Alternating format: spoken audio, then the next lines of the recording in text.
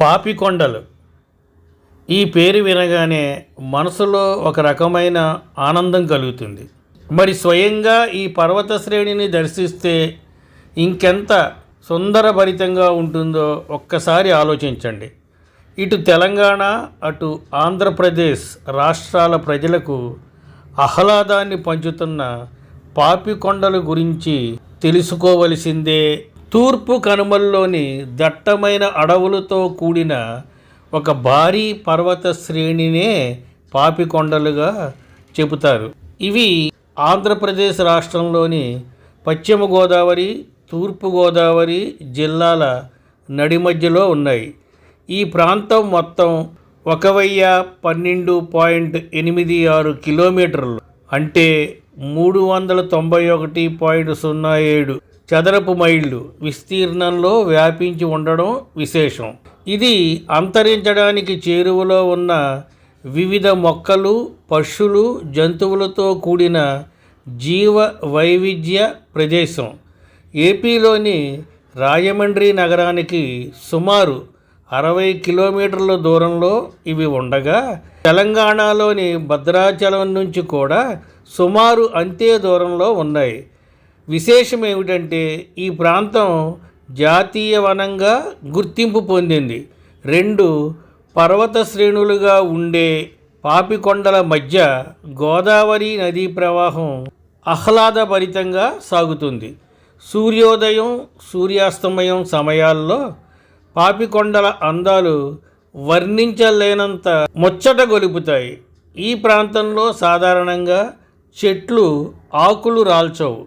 ఇది అత్యంత ప్రశాంతమైన, సుందరమైన, రమణీయమైన, ఆహ్లాదకరమైన ప్రదేశంగా చెప్పుకోవచ్చు.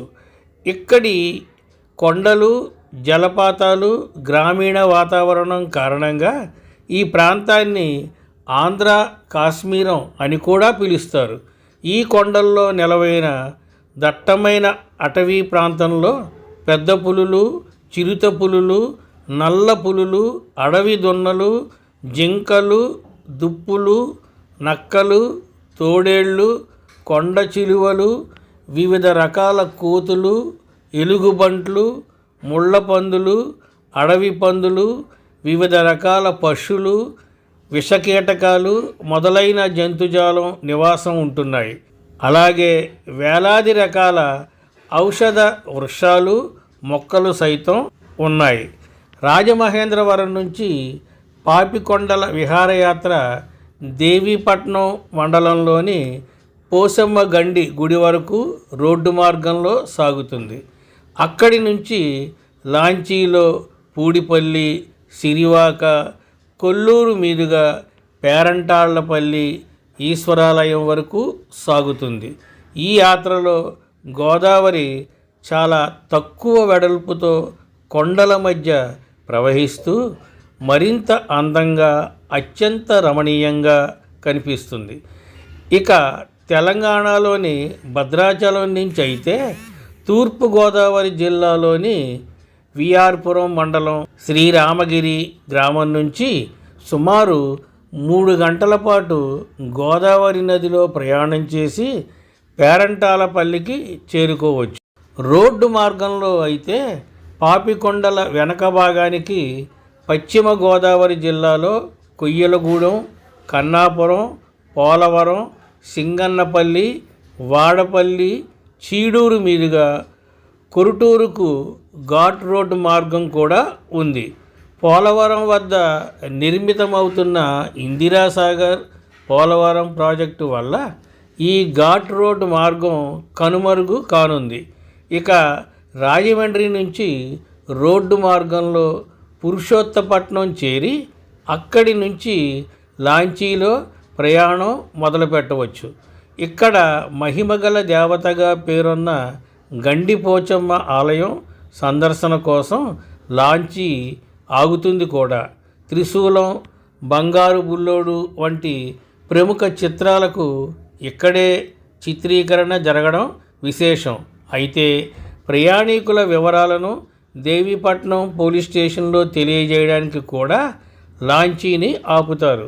ఈ ప్రాంతం దాటిన తర్వాత మొబైల్స్ పనిచేయవు. రోడ్డు రవాణా ద్వారా వెళితే మాత్రం అత్యవసర సేవలు అందుబాటులో ఉండవు.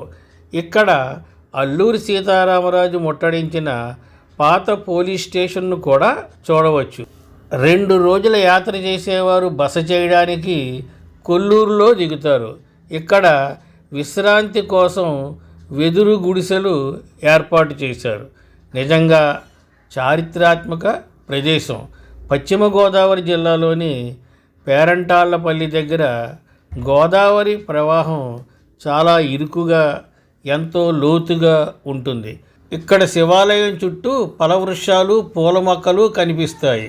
అమాయక కొండరెడ్లు అంటే గిరిజనులు ఆప్యాయత, వారు చూపించే ఆదరణ నవనాగరిక సమాజానికే తలమానికం.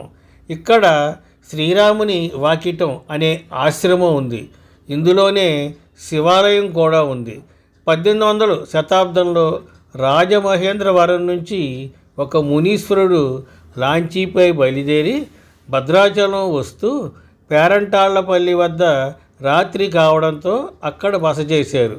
ఆయన కలలో భగవంతుడు కనిపించి ఇక్కడ ఆలయాన్ని నిర్మించమని ఆదేశించడంతో అందుకు అనుగుణంగా ఆయన ఇక్కడే నివాసం ఉండి ఆ ఆలయాన్ని నిర్మించినట్లు ఈ ప్రాంత వాసులు చెబుతూ ఉంటారు. ఈ ప్రాంత గిరిజనులకు విద్యాబుద్ధులు, వైద్య సౌకర్యం కల్పించిన మునీశ్వరుడిని వారు ఆరాధ్య దైవంగా భావిస్తారు. ఈ శివాలయంలో కొండలపై నుంచి జాలువారే జలపాతం కనిపిస్తుంది. చుట్టూ పనస, పోకచెక్క వంటి అనేక మొక్కలతో ఆ ప్రాంతం ఎంతో ఆహ్లాదభరితంగా ఉంటుంది. భద్రాచలం నుంచి పాపికొండల యాత్ర చేసే యాత్రికులు తూర్పుగోదావరి జిల్లా శ్రీరామగిరి గ్రామంలోని శ్రీరామగిరి పుణ్యక్షేత్రాన్ని సందర్శించుకోవచ్చు. ఎత్తైన కొండలు, గుట్టలు మధ్య సుమారు 170 మెట్లు ఎక్కిన తరువాత కళ్ళు పరవశింపజేసేలా సుమారు 500 సంవత్సరాల కిందట మాతంగి మహర్షి ప్రతిష్ఠించిన శ్రీ సీతారామ లక్ష్మణ ఆంజనేయ సుందర విగ్రహాలను భక్తులు దర్శిస్తూ ఉంటారు. పక్కనే ఎత్తైన 2 పర్వతాలు వాలి సుగ్రీవుల గుట్టలు భక్తులకు కనువిందు చేస్తాయి. ఈ కొండల నుంచి మరో పర్లాంగు దూరంలో చొక్కనపల్లి గోదావరి రేవులో జటాయువు పక్షి పడిపోయిన గుర్తులు కనిపిస్తూ ఉంటాయి. అక్కడే శ్రీరాముడు జటాయువుకు పిండ ప్రదానం చేశాడని పురాణాలు వెల్లడిస్తున్నాయి.